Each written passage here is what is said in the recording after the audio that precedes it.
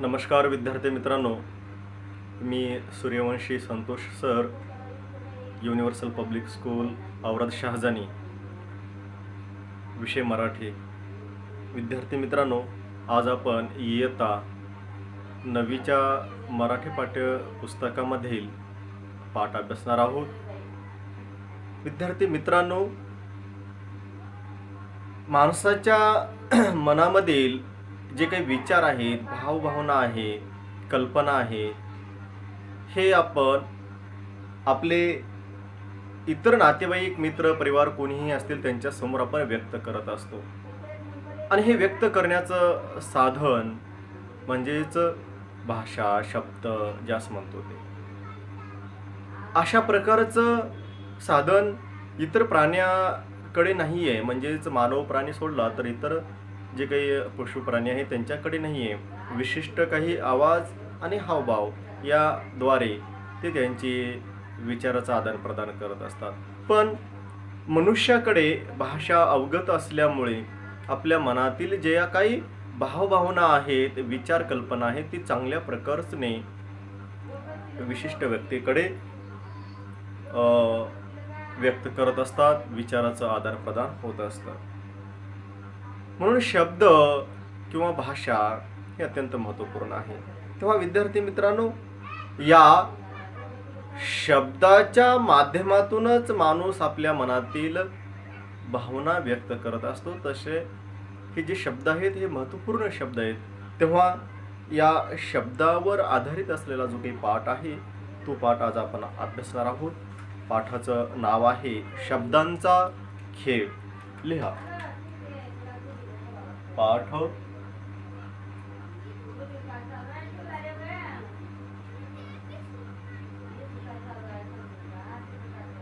शब्दांचा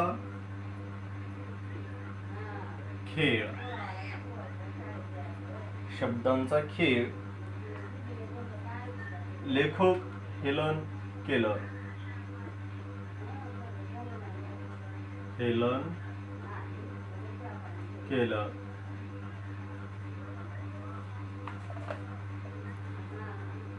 Helen Keller.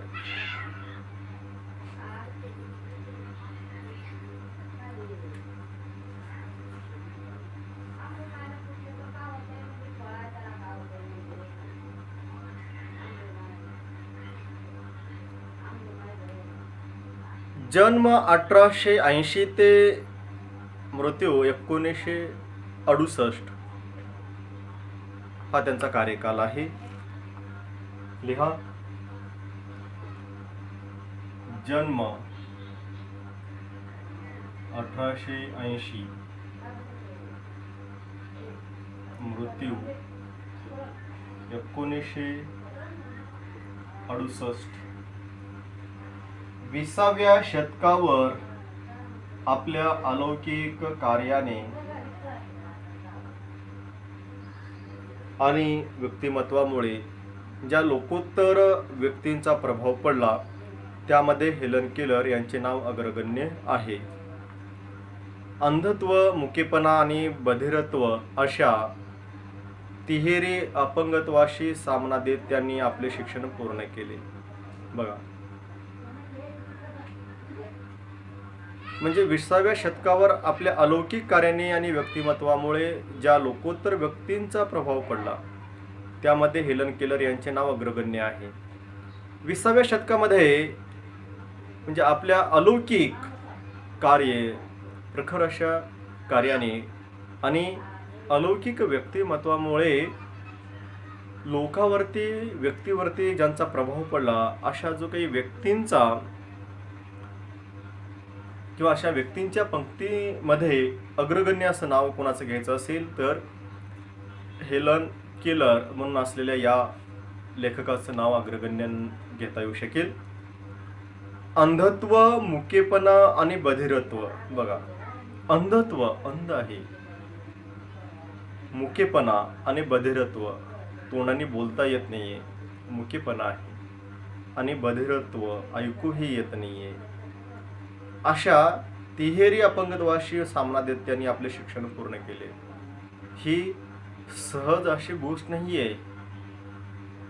अंधत्व, डोळे नाही आहेत, दिसत नाही, मुकेपणा, मुखाने बोलता येत नाहीये, आणि बधिरत्व म्हणजे कानाने ऐकू येत नाहीये, अशा प्रकारचं तिहेरी हे अपंगत्व असलेलं.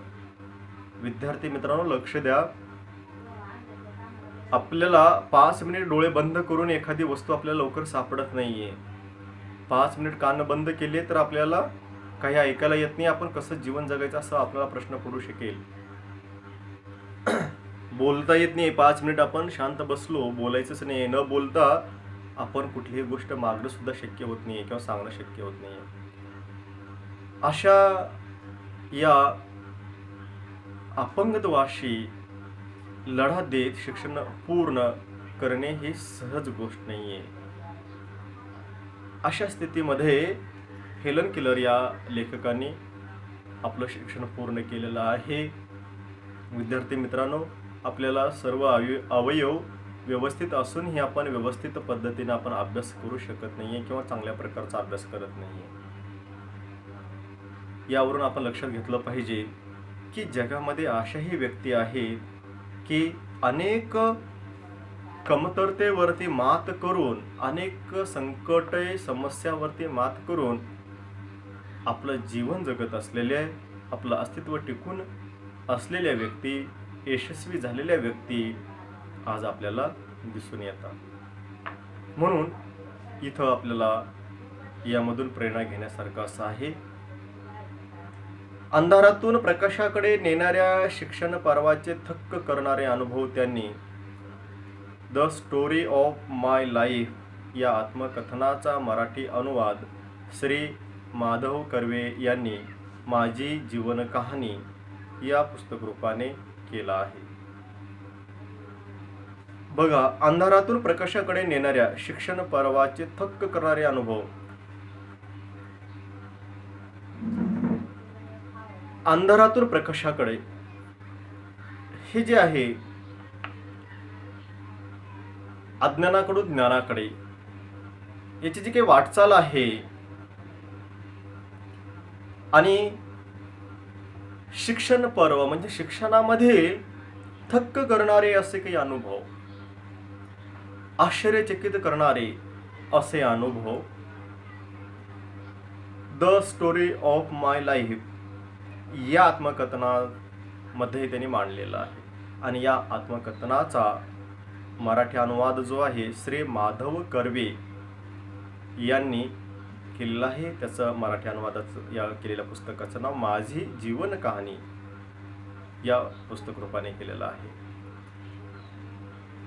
प्रस्तुत उतारा माझी जीवन कहाणी हेलन केलर, अनुवाद माधव कर्वे या पुस्तकातून घेतला आहे. आता प्रस्तुत जो काही उतारा आहे, शब्दांचा खेळ, हा जो काही आपण इथं पाठ अभ्यासणार आहोत, हा जो पाठ आहे, हा पाठ माझी जीवन कहाणी हेलन केलरचं जो असलेलं मराठी अनुवाद केलेले माधव कर्वे यांच्या पुस्तकामधून घेण्यात आलेला आहे. अपंगत्वामुळे भाषा शिक्षणात येणारे अडथळे व हे अडथळे दूर करण्यासाठी त्यांनी व त्यांच्या शिक्षिकेने केलेले प्रयत्न याचे वर्णन प्रस्तुत पाठात केले आहे. आता नैसर्गिक अपंगत्व, जन्मजात येणारं अपंगत्व, यामुळे माणूस कोलमडून जातो, उद्ध्वस्त होतं त्याचं जीवन. आणि इथंही तसंच प्रकारचा इथं प्रसंग लेखकाने या पाठाच्या माध्यमातून मांडलेला आहे. अपंगत्व असल्यामुळेच भाषा शिक्षणामध्ये येणारे अडथळे, आणि हे सर्व अडथळे दूर करण्यासाठी त्यांच्या ज्या काही शिक्षिका आहेत, शिक्षिकेने केलेले जे प्रयत्न आहेत याचे वर्णन प्रस्तुत पाठामध्ये लेखकाने केलेलं आहे. विद्यार्थी मित्रांनो, डोळ्याची जी काही दृष्टी आहे आपली, ही अत्यंत महत्त्वपूर्ण आहे. या दृष्टीने संपूर्ण जग आपण पाहू शकतो. दृष्टीच नसेल तर आपल्या समोर अंधकार आहे, पूर्ण अंधकारामध्ये आपण बुडून जातो. त्यानंतर कानाने ऐकणे ही जी काही श्रवण शक्ती आहे, ही अत्यंत महत्त्वपूर्ण आहे. त्याच्याशिवाय आपण जगणं कठीण होऊ शकतं. बोलण्याची शक्ती सुद्धा ही प्रचंड महत्त्वाची आहे. आणि या अपंगत्वावर मात करून हेलन केलर यांनी जे असे आश्चर्यचकित करणारे जे काही अनुभव मांडलेले आहे, कार्य केलेलं आहे, ते शिरोधार्य मानण्यासारखं आहे. सर्व प्रभावी व्यक्तीच्या पंक्तीमध्ये त्यांचं अग्रगण्य नाव घ्यावं असं आहे. तर आपण हा प्रस्तुत जो काही पाठ आहे तो आपण अभ्यासणार आहोत. पेज क्रमांक 55 पेज नंबरवरती हा पाठ आहे. माझ्या आठवणीतला आयुष्यातला सगळ्यात महत्त्वाचा दिवस म्हणजे माझ्या बाई ॲनी मॅन्सफिल्ड सुलिव्हॅन मला शिकवायला आल्या तो दिवस. तिथे लेखक निवेदन करत आहे. ते म्हणतात, माझ्या आठवणीतला आयुष्यातला सगळ्यात महत्त्वाचा दिवस जर कोणता असेल तर तो म्हणजे माझ्या बाई ॲनी मॅन्सफिल्ड सुलिव्हॅन हे त्यांचं नाव असलेलं.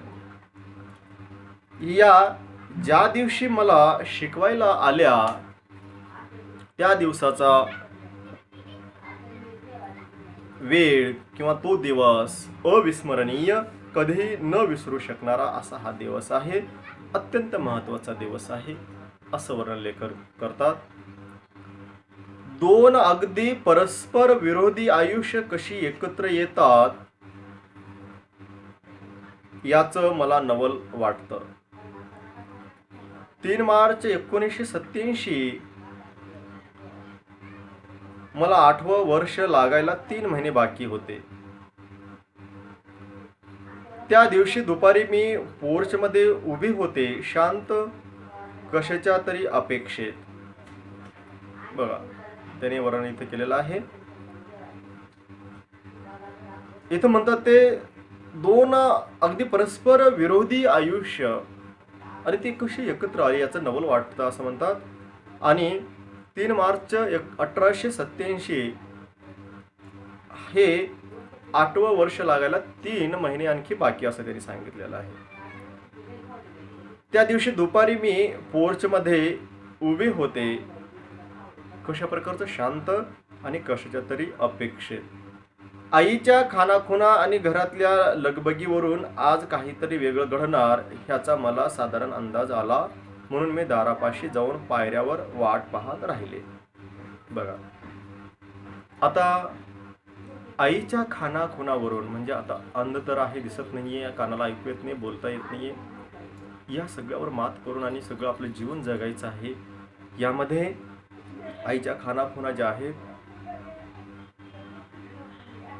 त्या खानाखुणा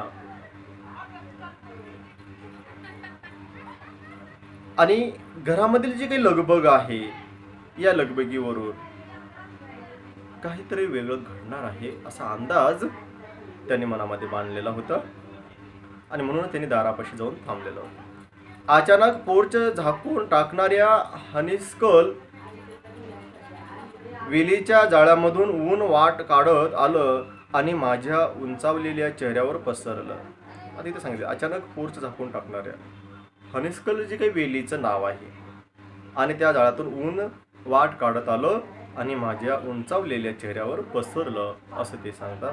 नकळतच माझी बोटं बाजूच्या सवयीच्या पानावरून आणि वसंत ऋतूचं स्वागत करायलाच उमलाव्यात तशा कळ्यावरून फिरली. भविष्यात माझ्यासाठी काय चमत्कार लिहून ठेवला याची काही मला कल्पना नव्हती.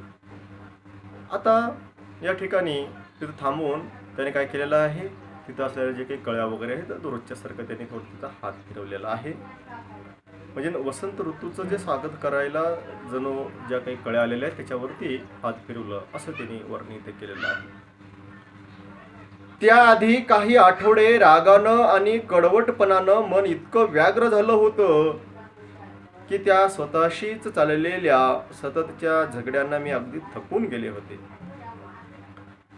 आता इथं वर्णन आहे ते काय म्हणतात, निवेदन कसं आहे, त्याआधी काही आठवडे रागानं आणि कडवटपणानं मन इतकं व्यग्र झालं होतं, व्यग्र अत्यंत दुःखी कष्टी असं झालेलं होतं की त्या स्वतःशीच चाललेल्या सततच्या झगड्याने मी अगदी थकून गेले. ते स्वतःचीच असलेला जो काही झगडा, संघर्ष, मनामधील असलेले उद्विग्नता यामुळे संपूर्ण थकून गेले होते, असं ते सांगतात. अगदी थकून गेले होते. दाट धुकं असताना तुम्ही कधी समुद्रावर गेला आहेत? अशा वेळी वाटतं सहज स्पर्श करता येईल अशा पांढऱ्या अंधारानं आपल्याला वेढले आणि तशा धुक्यातून जहाज वाट काढत किनाऱ्याच्या दिशेनं येत असतं. आता इथं वर्णन केलेलं आहे काय म्हणून की समुद्र किनाऱ्यावर आपण गेलेलो आहे आणि दाट धुकं पडलेलं आहे. अशा दाट धुकं ज्यावेळेस पांढरं शुभ्र असं ते धुकं दिसतं, जणू काही त्यास आपण हळुवारपणे हात लावावा, हाताने त्यास स्पर्श करावं, अशा प्रकारचं हे. आणि या धुक्यामधनं जहाज वाट काढत काढत समुद्र किनाऱ्याकडे येत आहे, अशा प्रकारचा प्रसंग. किनारा गाठेपर्यंत ताण असतो, छाती धडधडत असते, वाटतं आता काय होणार. बघा, आता जोपर्यंत किनारा सापडत नाहीये तोपर्यंत मनात भीती असते की किनारा सापडेल की नाहीये, छाती धडधडत असते, भीती असते मनामध्ये, अशी स्थिती. आणि मग आता काय होणार असं वाटत असतं, कारण त्या धुक्यामध्ये रस्ताच दिसत नाहीये. शिक्षणाला सुरुवात होण्याआधी माझी अवस्था त्या धुक्यात सापडलेल्या जहाजासारखी होती. आता इथं वर्णन केलेलं आहे की शिक्षणाला सुरुवात होण्याआधी माझी अवस्था तशाच प्रकारची होती. फरक इतकाच की माझ्याकडं होकायंत्र वगैरे काहीच नव्हतं आणि बंदर किती जवळ आलंय तेही कळायला काही मार्ग नव्हता. प्रकाश प्रकाश हवाय मला, असं माझ्या आत्म्यानं निशब्द आक्रंदन चालायचं. नेमक्या त्याच हवेशा क्षणी प्रेमाच्या प्रकाशात मी न्हावून निघाले. आता इथं निवेदन केलेलं लेखिकेनं ते म्हणते की माझ्याकडं होकायंत्र नव्हतं. फरक काय होता, त्या समुद्रामध्ये असलेल्या धोक्यामध्ये सापडलं जहाज आणि माझं जीवन सारखंच. पण फरक काय होता, माझ्याकडे काय नव्हतं, होकायंत्र नव्हतं मार्ग कळण्यासाठी, दिशा कळण्यासाठी, आणि प्रकाश ही नव्हता. तसेच बंदर किती जवळ आहे की लांब आहे हेही काही कळत नव्हतं. आणि म्हणून प्रकाश हवाय मला, ज्ञानाचा प्रकाश हवाय, अशा प्रकारचं मनातून आक्रंदन चालू होतं. आणि असं आत्म्याचं निशब्द आक्रंदन चालत असे. अशाच नेमक्या हव्याशा अशा क्षणी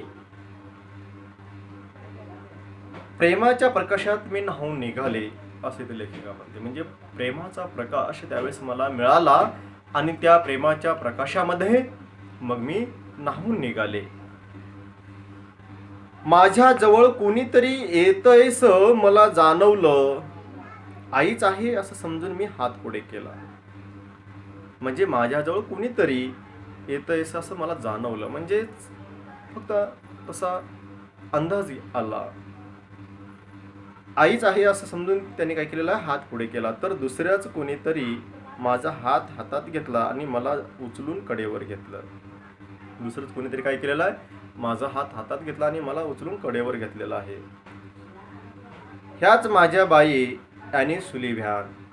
हे कोण उचलून घेतलं होतं की ॲनी सुलिव्हॅन ज्या असलेल्या शिक्षिका त्यांनीच उचलून कडेवरती घेतलेलं होतं. त्या मला शिकवायला आल्या होत्या, त्याही पेक्षा जास्त माझ्यावर माईची पाखर घालायला. ते लेखिकेनं वर्णन केलेलं आहे की त्या मला शिकवायला आल्या होत्या, पण त्याही पेक्षा जास्त काय, तर माझ्यावरती माईची पाखर घालायला त्या आल्या होत्या. दुसऱ्या दिवशी सकाळीच बाई मला आपल्या खोलीत घेऊन गेल्या. त्यांनी मला एक बाहुली दिली. आता काय झालेलं आहे, मग या शिक्षिकेने काय केलं, दुसऱ्या दिवशी ठरलेल्या वेळी तसेच आलेले आहेत आणि त्या बाईने, त्या शिक्षिकेने खोलीमध्ये घेऊन गेलेला आहे आणि त्यांनी एक बाहुली हातामध्ये दिलेला आहे. पर्किन्स इन्स्टिट्यूशन मधल्या अंध मुलाने माझ्यासाठी ही भेट पाठवली होती. आता पर्किन्स इन्स्टिट्यूशन असणारी एक अंध मुलासाठीची असलेली तिथं जी काही संस्था आहे, तिथून ही एक माझ्यासाठी म्हणून या लेखिकेसाठी त्यांनी बनवलेली ही भेट होती. बाहुली लॉरा ब्रिजमननं सजवली होती. अर्थात हे सगळं मला कालांतरानं कळलं. ते बाहुली खूप चांगल्या प्रकारे सजवलेली होती आणि हे नंतर कालांतरानं लेखिकेस इथं कळलेलं आहे. थोडा वेळ मी या बाहुलीशी खेळल्यावर बाईने बोटाने हळूच माझ्या हातावर अक्षरं जुळवली. थोडा वेळ बाहुलीशी खेळले गेलेली आहे आणि मग नंतर शिक्षिकेनं तिच्या हातावर काही अक्षरं जुळवली आणि ती कोणती, DOLL हा बोटांचा खेळ मला फार आवडला. मीही बाईप्रमाणे बोटं फिरू लागले. शेवटी जेव्हा एकदा मी ती अक्षरं बरोबर काढली तेव्हा बालसुलभ आनंद आणि अभिमानानं फुलून आले. बघा, बाहुलीचं जे डॉल म्हणून असं आहे, हे जे अक्षरं गिरवायचे होते तिनं परत परत प्रयत्न केला आणि मग शेवटी ते अक्षरं जुळवण्यामध्ये यशस्वी झाली. ते अक्षरं लिहिता येऊ लागली, जुळवता येऊ लागली. तर खूप मोठा आनंद, जे बालसुलभ मनाला आनंद होतो तसा आनंद इथं झालेला आहे आणि अभिमान वाटू लागलेला आहे. धावतच जिना उतरून मी आईपाशी गेले. तिच्यासमोर हात धरून त्यावर पुन्हा एकदा मगाचीच अक्षरं बोटाने जुळवून लिहिली. धावतच आईजवळ गेलेलं आहे जिन्यावरनं आणि आईच्या हातावरती माझी डॉल म्हणून लिहिलेली जी काही अक्षरं होती ती अक्षरं आईच्या हातावरती लिहिलेली आहे. मी एक शब्द जुळवत होते हे काही मला त्यावेळी माहिती नव्हतं. किंबहुना शब्द म्हणून काही असतं हे तरी मला कुठं ठाऊक होतं. मी फक्त बोटांनी बाईचं अनुकरण करत होते. नंतरच्या दिवसात मी ह्याच पद्धतीनं पिन, हॅट, कप असे कितीतरी शब्द आणि बसणं, उभं राहणं, चालणं अशी थोडी क्रियापदही शिकले. बरेच दिवस बाई बरोबर राहून प्रत्येक वस्तूला काहीतरी नाव असतं हे माझ्या लक्षात आलं. या अगोदर अशा प्रकारचा काही शब्द असतोय किंवा हा शब्द आहे असं माहितीही नव्हतं. पण शिक्षिकेनं शिकवत गेल्यामुळे इथं लेखिका सांगते की मी ते शिकत गेले, मला माहिती मिळत गेली आणि कशाला अशा या अक्षरांना शब्द म्हणतात हेही कळलं आणि हे शब्दामधून काहीतरी अर्थ निघत असतो तेही कळलं आणि मग छोटे छोटे जसं हॅट, कप वगैरे इत्यादी शब्द ते शिकत गेले असं ते सांगतात. नंतर काही क्रियापदही, चालणं, बसणं, उठणं वगैरे अशा प्रकारचे काही शब्दही ते शिकत गेले असं ते इथं वर्णन करतात. आणि प्रत्येक वस्तूला काहीतरी नाव असतं हे शिक्षिकेकडनं इथं त्या छोट्याशा मुलीनं शिकलेलं आहे, म्हणजे लेखिकेने इथं शिकलेलं आहे. एक दिवस मी माझ्या नव्या बाहुलीशी खेळत असतानाच बाईंनी माझी जुनी चिंध्या झालेली बाहुली माझ्या मांडीवर ठेवून पुन्हा हातावर लिहिलं डॉल, म्हणजे दोन्ही बाहुल्यांना शब्द एकच. त्याआधी MUG मग आणि WATR वॉटर तर मी हट्टानं म्हणायची, म्हणजे खानाखुणा करतच नाही. बघा, आता एक दिवस काय झालं, माझ्या नव्या बाहुलीशी खेळत असतानाच बाईने काय केलेलं, शिक्षिकेने जुनी चिंध्या झालेली बाहुली मांडीवर आणून ठेवलेलं आहे. तिला पण डॉल म्हणून असं त्यांनी लिहिलं, तसं हातावरती लिहिलं गेलं आणि दोन्ही बाहुल्यांना शब्द एकच आणि मग वॉटर असं पण लिहिलं. पण हे नाही असं इथं लेखिका म्हणू लागलेली आहे. माझा हा गोंधळ बघून त्यांचा हिरमोड झाला आणि त्याने तो विषय तेवढ्यावरच ठेवला. पुन्हा कधीतरी तानमान बघून हे शब्द शिकवावेत असं त्यांनी ठरवलं असावं. आता पुन्हा बाहुलीवरून त्यांचं शिकवणं सुरू झालं होतं. त्याचं ते पुन्हा सांगणं सन्न होऊन मी माझी नवी बाहुली हिसकावून जमिनीवर आपटली. त्या बाहुलीचे तुकडे होऊन माझ्या पायाशी पडलेले मला जाणवल्यावर मला उकळ्या फुटू लागल्या.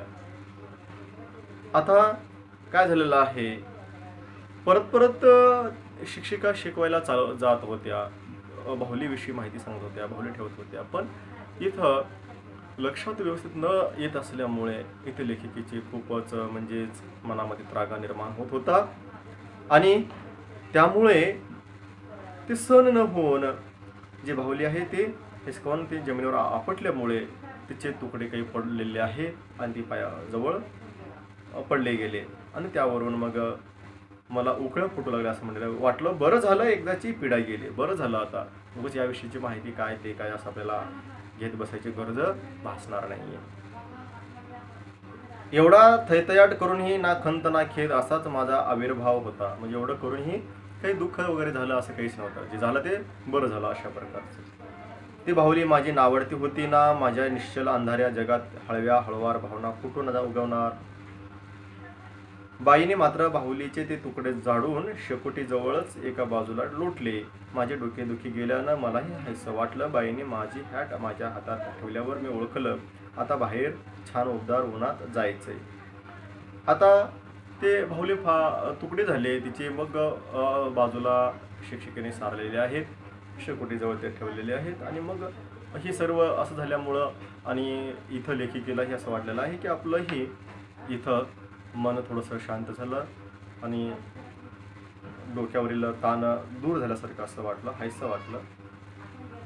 आता डोक्यावर हॅट टोपी ठेवल्यानंतर आता असं वाटतं की आता आपल्याला बाहेर जायचं आहे उन्हामध्ये छानसं असं वाटतं. ह्या विचाराने मी पुन्हा आनंदानं टुनटुन उड्या मारू लागले. पाऊल वाटेनं जात आम्ही विहिरीपाशी आलो. इथंही हनीसकल वेलीच्या जाळ्या होत्या, त्यांच्या फुलांचा सुगंध रवळत होता. कोणीतरी विहिरीतून पाणी काढत होतं. त्या पाण्याच्या धारेत बाईने माझा हात धरून ठेवला. एका हातावरून अजून थंडगार पाण्याचे ओघळ वाहत असतानाच बाईंनी त्याच हातावर बोटाने शब्द लिहिला, वॉटर. बघा, शिक्षिकेने सोबत तिला घेऊन गेलेला आहे. आणि मग बाहेर विहिरीतून कोणीतरी पाणी काढत होतं. थोडंसं ऊन होतं आणि वेनिकसल असणारे जे काही वनस्पती आहे त्या हनीसकल वेलीची जी काही ही वनस्पती असते हनीसकलमधून सुंदर असा सुगंध दरवळत होता त्यांच्या फुलाचा. आणि मग तिथं गेलेली आहे. आणि शिक्षिकेने इथं लेखिकेचा हात धरलेला आहे आणि पाण्याच्या मध्ये धरलेला आहे. पाणी हातावरती पडत होतं आणि मग तेव्हा लिहिलं की हे वॉटर असं म्हणून. आधी सावकाश मग जरजर. मी एकदमच निश्चल उभी राहिली. माझं सगळं लक्ष बाईच्या बोटांच्या हालचालीवर एकवटलं होतं. एकाएकी इतके दिवस आपण काहीतरी विसरून गेलो होतो याची अस्पष्ट जाणीव मला झाली. गमावलेली स्मृती परत येण्यातला थरार मी अनुभवला. वॉटर, वा वा. आणि भाषेचं कोडं एकदम माझ्यासमोर जसं उलगडलंच.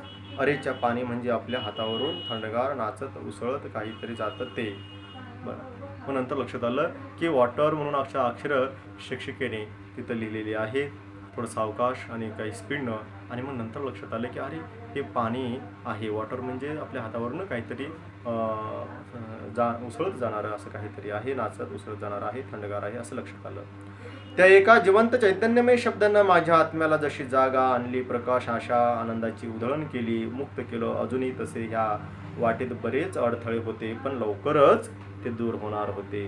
आणि मग त्या एका जिवंत चैतन्यमय शब्दानं माझ्या आत्म्याला जशी जाग आणली असं म्हणतात येतं लेखिका. आणि प्रकाश, आशा, आनंदाची उधळण केली गेली. विहिरीपासून मी परतले तेव्हा मन नवीन गोष्टी शिकण्यासाठी आतुर झालं होतं. आता प्रत्येक गोष्टीला नाव होतं आणि नावातून उमलत होता एक एक नवा विचार. मग लक्षात आलं की प्रत्येक वस्तूला नाव असतं, ते त्या नावानुसार आपण ती वस्तू जाणायची, ओळखायचं आणि ते शिकायचं. मला जशी एक वेगळीच नवी दृष्टी मिळाली होती. आता त्या दृष्टीतून मी सगळं पाहत होते. दारापाशी आल्यावर मला मी मोडलेल्या बाहुलीची आठवण झाली आणि मग एक नवीन दृष्टी मिळत होती. प्रत्येक शब्द, प्रत्येक वस्तू शिकत असताना. आणि मग दारापाशी आल्यानंतर जी काही मोडलेली बाहुली होती तिची आठवण झाली. चाचपडत शेकोटीजवळ लोटलेले बाहुलीचे तुकडे मी गोळा करून उचलले. तुकडे जोडून पाहत पुन्हा त्यांची बाहुली करण्याचा मी कसोशीने प्रयत्न करत राहिले. आता माझ्या हातून घडलेल्या चुकीची जाणीव होऊन माझे डोळे भरून आले. पहिल्यांदाच मला खऱ्या अर्थानं पश्चाताप झाला. फार वाईट वाटलं. आणि मग नंतर इथे लेखिकेच्या लक्षामध्ये आलं की आपण हे बाहुली मोडली, तोडली, ते चुकीचं केलं. त्याच दिवशी मी खूप नवे शब्द शिकून घेतले. ते सगळेच काही नेमके कोणते ते आता आठवत नाही, पण त्या शब्दात आई, बाबा, बहीण, बाई हे शब्द होते एवढं निश्चित. म्हणजे त्या दिवशी अनेक शब्द या ठिकाणी लेखिकेने शिकलेले आहेत, जसे आई, बाबा, बहीण वगैरे इत्यादी. आयुष्यात नव्यानं आलेल्या या शब्दांनी माझ्या भावविश्वात पालवी फुटली. तो दिवस माझ्या दृष्टीनं फार नाट्यमय होता. रात्र मी माझ्या चिमुकल्या पलंगावर झोपी गेले तेव्हा माझ्या इतका दुसरा आनंदी जीव कुठे सापडला नसता. म्हणजे हे जे काही शब्द आहेत ते शब्द इथे लेखिकेने शिकलेले आहेत। आणि मग जसं आई बाबा हे इत्यादी शब्द इतर अनेक नवीन अनेक शब्द शिकले, तेवढं काही लक्षात राहिले नाही असं म्हणतात। पण त्या दिवसाचा जो दिवस होता तर तो अविस्मरणीय होता, कधीही न विसरू शकणारा असा दिवस तो होता, माझ्या दृष्टीने खूप महत्त्वपूर्ण होता असं ते म्हणतात। आणि मग माझ्यासारखा आनंदी जीव दुसरा कोणी नसेल असं ते इथं वर्णन करतात। दिवसभराच्या आनंदायी आठवणी पुन्हा पुन्हा मी आठवत राहिली आयुष्यात, पहिल्यांदाच मला उद्या कधी उगवतोय ह्याची उत्कंठा लागून राहिली होती।